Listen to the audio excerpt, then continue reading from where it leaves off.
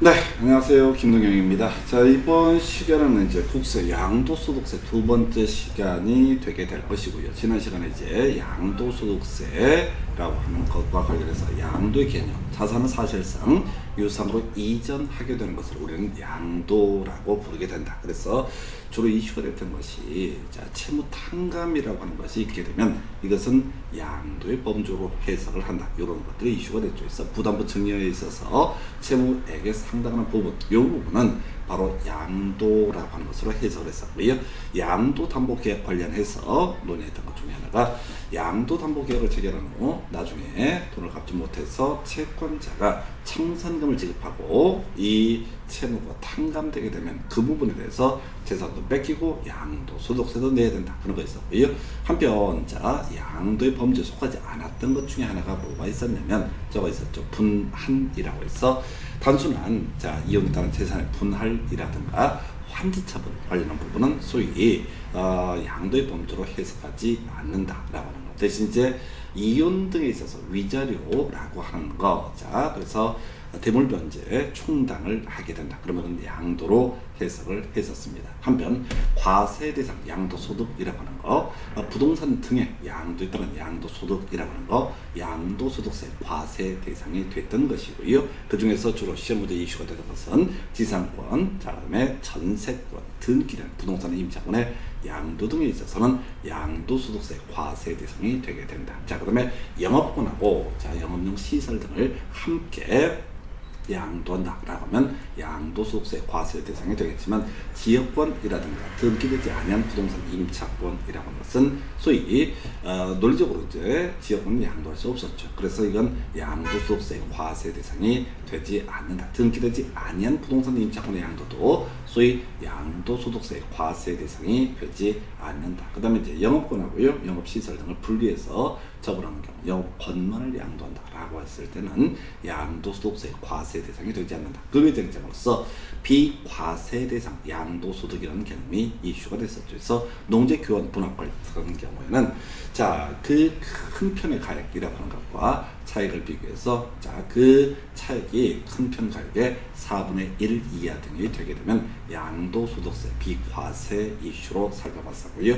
1세대 1주택이라고 하는 거, 조정 대상 지역에서는 2년 보유, 2년 거주 요건 등을 충족을 하게 되면 양도소득세 비과세 대상이 된다라고 이렇게 봤었고, 조정 대상 지역 외 지역에 있어서는 2년 보유 요건만 충족을 하면 양도소득세 비과세 대상으로 볼 수가 있다. 관련한 쟁점으로서 다가구 주택 한 번에 거래하면요, 하나의 주택으로 계산을 했던 것이고, 좀 어려웠던 것이 주상복합이라고 해서 상가주택 등의 이슈가 됐었죠. 그래서 만약에 주택의 면적이 상가 면적보다 크다라고 하면 전부를 주택으로 보고 그 사람이 1세대 1주택 등의 요건을 갖추게 되면 양도소득세 비과세 혜택을 받겠지만, 똑같다라고 하면 주택 부분은 양도소득세 비과세 혜택을 받을 수가 있겠지만은 나머지 부분, 상가 부분은 양도소득세 과세 대상이 된다. 또는 상가가 주택보다 크다라고 전제가 되게 되면 1세대 1주택 비과세 요건을 충족을 했다는 전제에서 이 주택 부분은 비과세가 이루어지게 되겠지만은 상가 부분은 당연히 양도소득세 과세 대상이 된다. 그 외 쟁점으로서 2년 보유, 2년 거주 요건 충족하지 않아도 되는 경우, 일반 주택에 대해서 1년 이상 거주, 2임대주택 5년 이상 거주 등의 요건을 충족하면 설령 2년 보유, 2년 거주 요건을 충족하지 않는다라고 할지라도 양도소득세 비과세, 해외 이주 등이 문제가 됐죠. 세대원 전원이 옮겨가는 경우 이런 것을 이슈로 삼아냈었고요. 그때 이제 출국일로부터 2년 후에 양도하는 부분에 대해서는 양도소득세 비과세 혜택을 받 우리가 조정 대상 지역에서 2년 보유, 2년 거주 요건을 충족을 해야 할 것인데 2년 거주 요건을 충족하지 않아도 되는 케이스, 임대사업자로 등록을 했거나 혹은 조정 대상 지역 지정 공고 전에 미리 이렇게 매입을 했던 경우에는 2년 거주 요건을 충족하지 않아도 된다. 마지막 쟁점이요, 일시적 1세대 2주택이라고 하는 거, 겁내양이 길었습니다. 그리고 실질적으로 그 내용을 다 소화하기는 거의 불능에 가깝습니다. 출제 빈도 그렇게 높지 않았었고요. 대신 괄호넣기 문제로 해석을 하게 된다 해서 조일외불삼이라고 하는 거 혼합봉식이라고 하는 이 공식에 따라서 괄호넣기 문제로 예상을 해볼 수가 있었습니다. 여기까지가 지난 시간에 공부했던 내용 간단하게 살펴봤고요. 이제 오늘부터 이제 공부하게 될 주제라고 하는 것은 소위 양도소득세 과세와 관련해서 우리 양도소득세 신고납부잖아요. 신고납부할 때 자 어떻게 이제 양도소득세를 낼 거냐라고 하는 거, 자 산출 과정 또는 이제 각각의 개념 등을 가지고 공부를 해 보도록 하겠습니다. 자, 이 부분에서요 대부분의 수험생들이 무너집니다. 자, 왜 그러냐면 욕심 때문에 그렇습니다. 그래서 이게 나중에 구체적인 항목을 살펴보겠지만 법조문에 어마무시한 내용들이 들려있어요. 그걸 다 외우려고 하시게 되면 답이 안 나와요. 그 다음에 이제 우리가 공부를 세법을 공부를 해봤던 경험이 있다면 용어들에 익숙해지면 그렇게 사실 그렇게 큰 문제가 안 되는데, 하여튼 시험에 맞춰서 포인트 외워야 되고요. 대신 논의 전제라고 하는 것은 체계를 정확하게 잡고 가셔야 됩니다. 용어에 관한 부분을 정확하게 암기를 하셔야 됩니다. 그래서 아마 양도소득세 계산 과정 나중에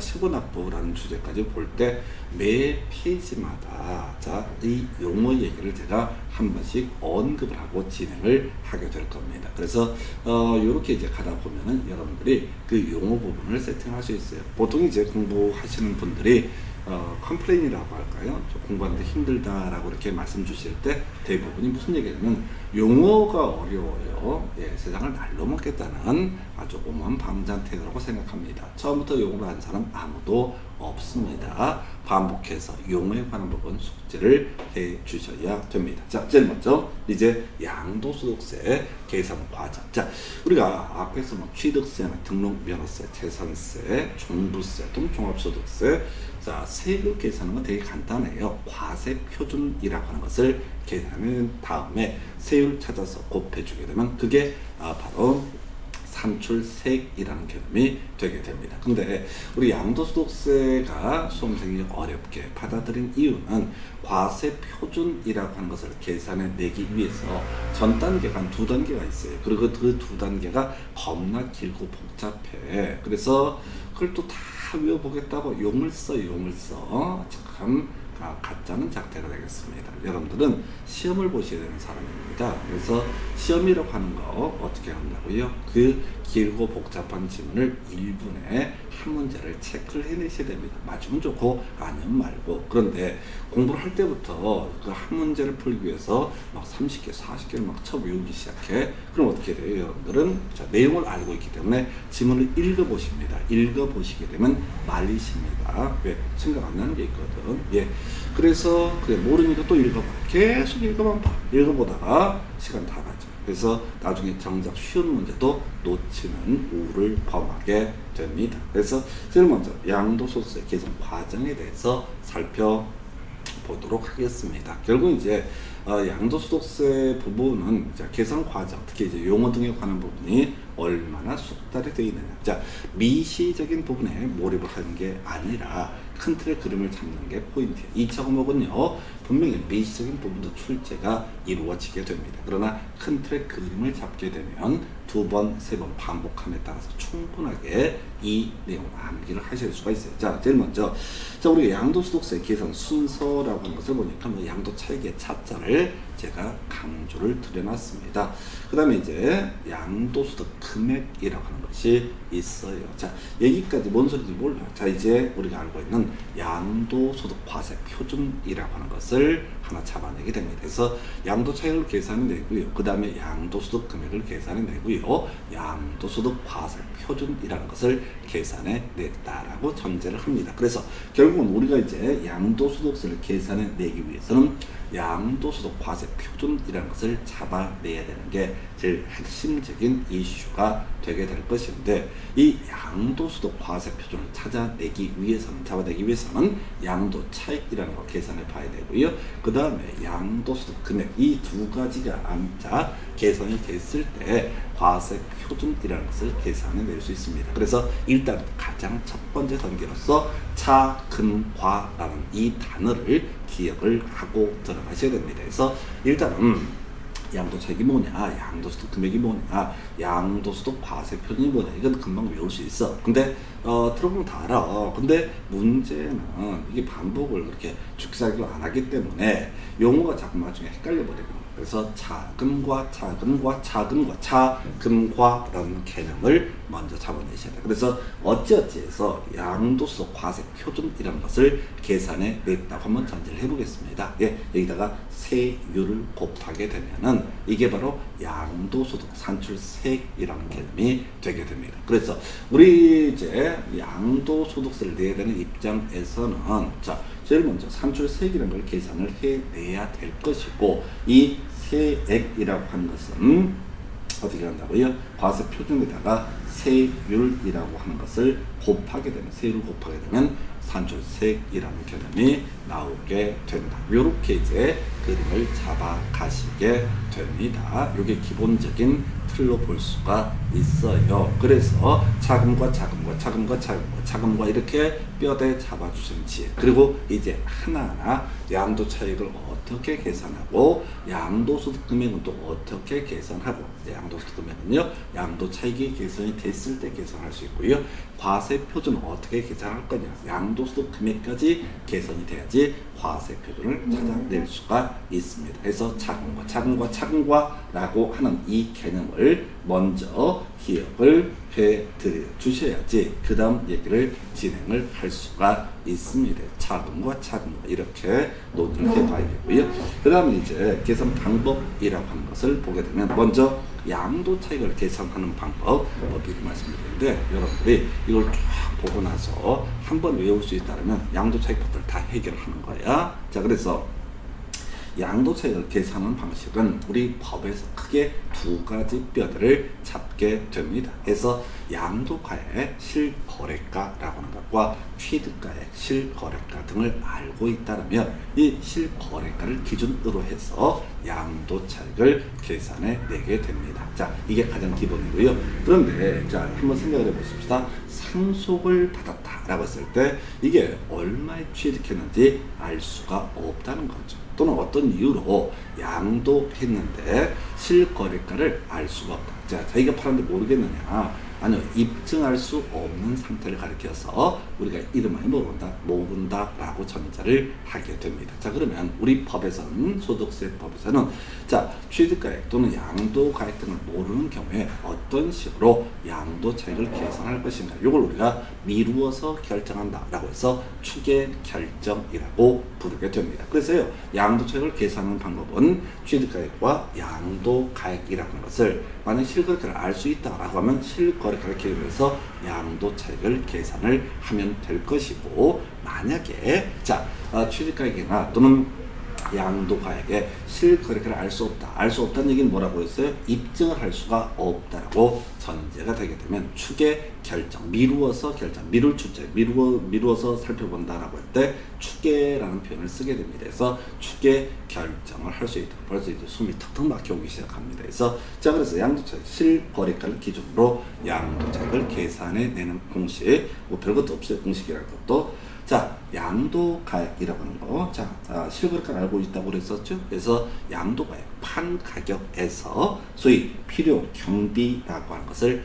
빼게 되면 이것이 바로 된다. 양도차익에 해당이 되게 된다. 자, 이때는 둘 다 취득가액과 양도가액을 실거래가를 입증해 보일 수가 있을 때 이렇게 가는 거예요. 그래서 자, 우리 필요경비라고 하면 세 가지입니다. 기본적인 틀이 취득가액, 그 다음에 자본적 지출액, 그리고 세 번째가 양도비용이라고 하는 거. 자, 이 취득가액이라고 하는 개념은요, 취득가액은 취득한 가격을 의미하게 됩니다. 그 다음에 이제 자본적 지출액이라는 개념은 뭐냐면 지금 사가지고 파는 거잖아요. 그래서 이 산 후에, 보통 산 후에 이 건물이나 주택 등을 유지 등을 하기 위해서 소요된 비용을 가리켜서 자본적 지출액이라는 용어를 쓰게 됩니다. 자, 한편 팔려고 하면 또 돈 들어가겠죠. 뭐 중개보수가 될 수도 있겠고, 또는 양도소득 과세 표준 신고서 작성 비용이라든가 이렇게 일정한 비용이 들어가게 됩니다. 그것을 가리켜서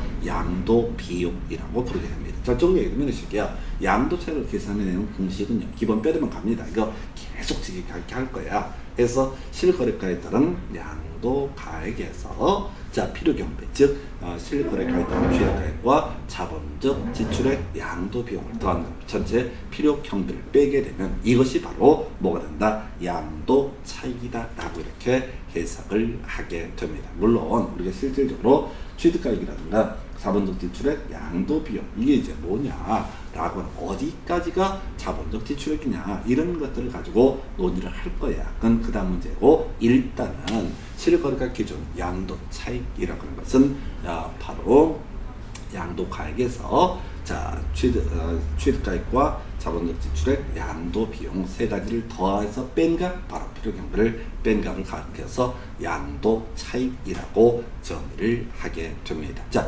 요거 가지고 이제 일반적으로 양도 차익을 계산해 내겠죠. 만약 구현에 따르면 이 사람들은 그 다음 단계로서 양도 소득 금액이라는 것을 계산해 갈 테고, 그 다음 단계로서 양도 소득 과세 표준을 계산해 갈 테고, 거기다 세율 세법 찾아서 곱해가지고 양도소득 산출세액이라는 것을 뽑아내게 됩니다. 자, 근데 이미 설명드린 것처럼 우리가 취득가액 또는 양도가액이라고 하는 것을 실거래가를 알 수가 없다. 자, 아까 제가 상속도 예를 들었었고 20년 전에 상속받았습니다. 얼마 들어갔습니까? 모르지. 뭘 들어가면 들어가. 사람 죽으니까 그냥 법적으로 승계를 받는 거지. 그런 경우에는 알 수가 없는 케이스에 해당이 됩니다. 어떤 이유가 있어서 양도가액을 실거래가라고 하는 거 입증할 수가 없다. 그러면 이때 소위 추계 결정의 문제로 넘어갑니다. 그래서 결과적으로 양도차익을 실거래가로 계산을 낼 때는 기본 전제가 양도가액과 취득가액이 실거래가로 그것을 입증해 보일 수 있을 때 바로 양도차익이라는 것을 계산해 낼 수가 있습니다. 그래서 이게 이제 하나의 축이 되게 될 것이고요.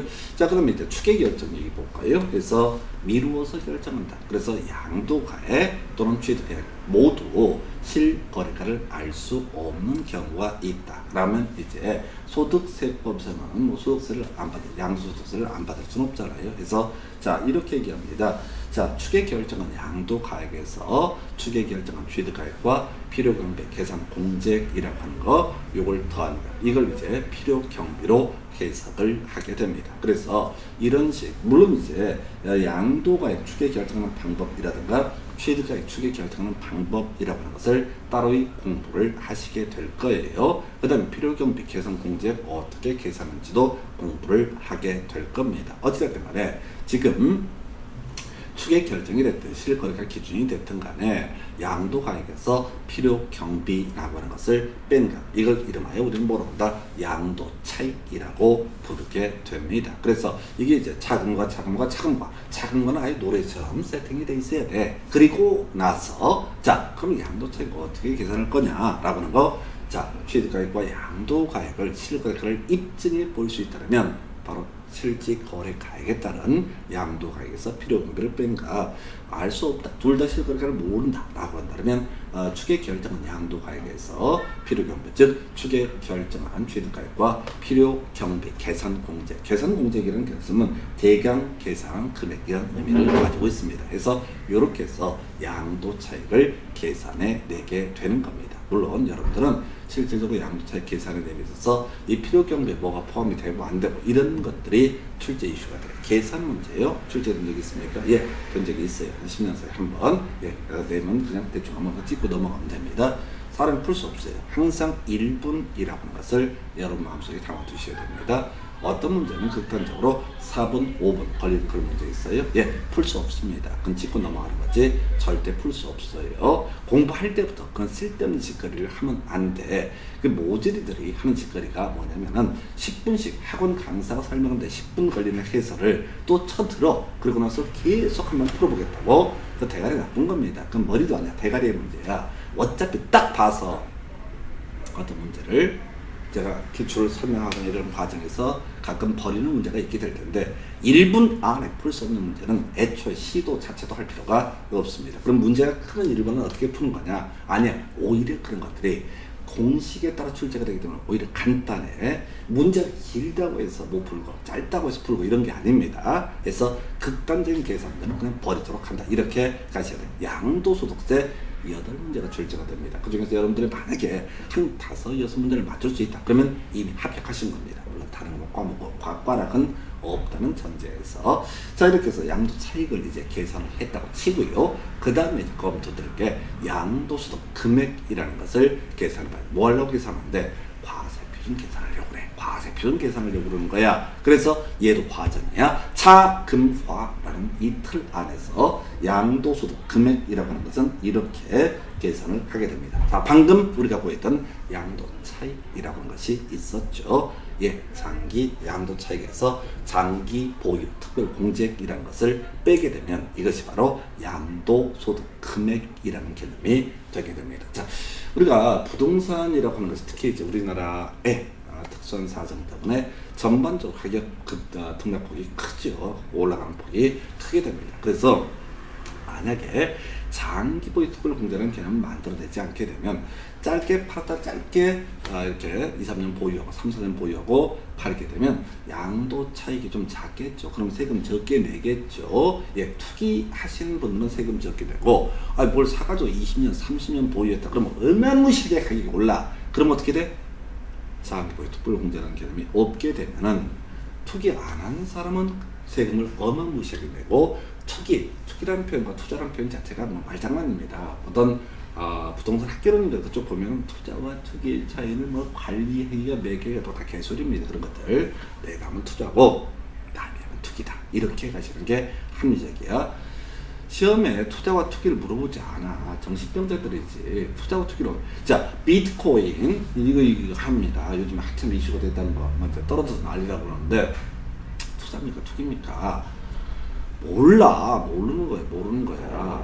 자, 어떤 게 투자고 어떤 게 투기고 이런 것 자체가 말장난에 불과한 거야. 그래서 시험에 나오지도 않아. 자, 어찌됐든 다시 갑시다. 차금화라고 했을 때 어찌어찌해서 양도 차익이라는 것을 구해냈습니다. 그리고 이제 법적으로 오랫동안 보유하신 분한테 보유 기간에 따라서 일정을 세금을 깎아주기, 양도소득세를 소위 깎아주기 위해서 만든 개념이 장기 보유 특별 공제액이라는 개념이 되게 됩니다. 자, 이 장기 보유 특별 공제액이라고 하는 것은요, 자, 이미 구했던 양도 차익에다가 세법에서 규정하고 있는 보유 기간별 공제율을 곱하게 되면은, 자, 이게 바로 장기 보유 특별 공제액이라는 개념이 되게 됩니다. 뭐 계산 문제가 나오지는 않고요. 어찌됐든 간에 논리 구조는 이런 식이다. 물론 나중에 보시게 되면 아시겠지만 이 장기 보유라고 하는 것은 기준점 3년 이상 보유했을 때 이걸 장기 보유라고 이렇게 얘기합니다. 그럼 이제 3년 미만으로 보유했다라고 하는 것은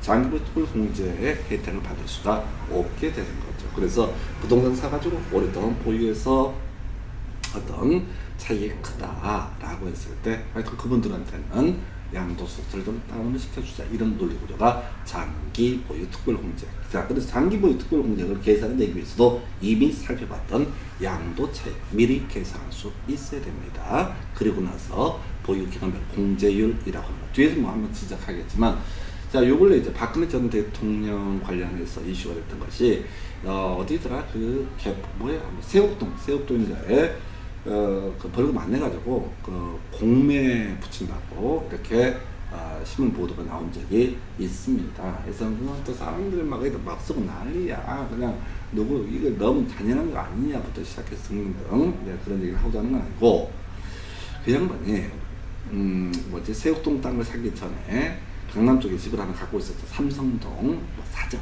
뭐 이런 표현을 쓰던데, 그게 그 양반이 삼성동 사정인가 뭔가 삼성동에 있는 주택을 15억인가 샀어. 15억인가 한 3, 40년 전에 샀어.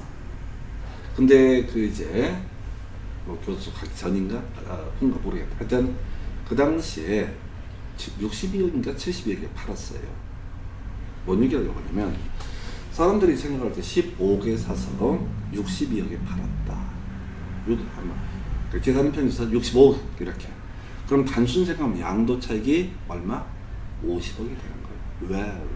그럼 이제 세율 좀 곱하면 세금 30% 막 치면은 15억 세금 내야 된다. 걱정 마세요. 하여튼 남의 인생에 뭘 그렇게 걱정하는지 모르겠어. 근데 장기 보유 특별 공제이라고 하는 거, 보유 기간별 공제를 따짐에 있어서 이 아이가 자 주택의 경우 10년 이상 보유는 뒤에 가서 말씀드릴 겁니다. 80%의 공제를 적용해요. 박근혜 전 대통령 같은 케이스에서는 만약에 양도 차익이 뭐 자본적 지출에 양도비용 이런 것들이 이제 없다고 치고 해서 한 50억 됐다. 그러면 양도 차익이 50억이 되잖아요. 그러면 양도 차익 곱하기 55 곱하기 장기보유 특별 공제 80% 5%에 40억이 일단은 장기보유 특별 공제로 빠지게 됩니다. 그러니까 양도 소득 금액은 10억도 안 되는 거예요. 10억에서 좀 빼는 게 나중에 기본 공제 빼거든요. 그러니까 실제 세금은 그렇게 생각보다 일반적인 가격 상승폭 대비 생각보다 많은 세금 내지 않습니다. 물론 이제 내시는 분들 입장에서는 몇 억이 됐든 세금을 낸다는 게 부가가 뭐 해주고 있다고 지랄들이 이렇게 생각하실 수 있는데 생각하는 것만큼 그렇게 가격이 폭등한다 할지라도 소위 이름하여 소위 언론에서 얘기하는 세금 폭탄이라고 하는 것은 없었습니다. 물론 이제 항상 말씀드렸지만은 입장은 다 달라집니다. 세금 1억을 낸다. 누군가한테는 50억 올랐는데 1억 낸다. 작게 느껴질 수도 있는 것이고 1억이 어마무시한 큰 돈이니까 크게 느껴질 수도 있을 겁니다. 뭔 얘기하고 있어요? 차금과 양도소득 금액이라고 하는 것은 양도 차익에서 장기 보유 특별 공제를 뺀 금액이라는 이 개념을 설명을 드렸습니다. 자, 많이 오셨어요. 이제 과세 표준 계산은 거의 다 끝나가죠. 과세 표준이라고 하는 거. 간단해요. 방금 구했던 양도소득 금액이라고 하는 데서 기본 공제 250만 원 빼게 됩니다. 이것을 가르쳐서 뭐라고 합니다? 양도소득 과세 표준이라고 부르게 됩니다. 그러면 이제 양도소득 산출세이라고 하는 것은 지금 구해진 과세 표준이라고 하는 데서 과세 표준에다가 일정한 세율을 곱하게 되면 이것이 바로 양도소득 산출세이라는 개념이 되게 됩니다. 그래서 이 과정을 객관식 문제다 보니까 하나하나의 개념들을 주로 물어보는 식으로 출제가 이루어지게 됩니다.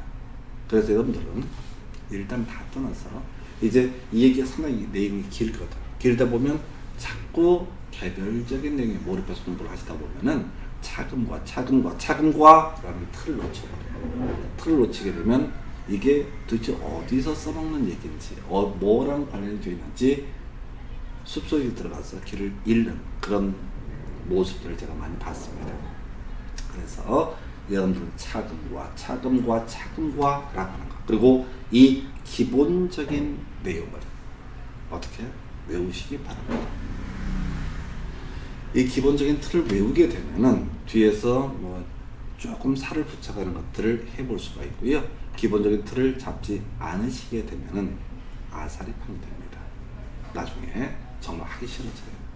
자, 그래서 제가 지금 오늘 공부하게 되는 양도소득세 개선 과정이라고 하는 거 어디 산출세까지는 항상 묶어서 공부를 하시는 게 좋습니다. 안 그러면 붕 떠버려요.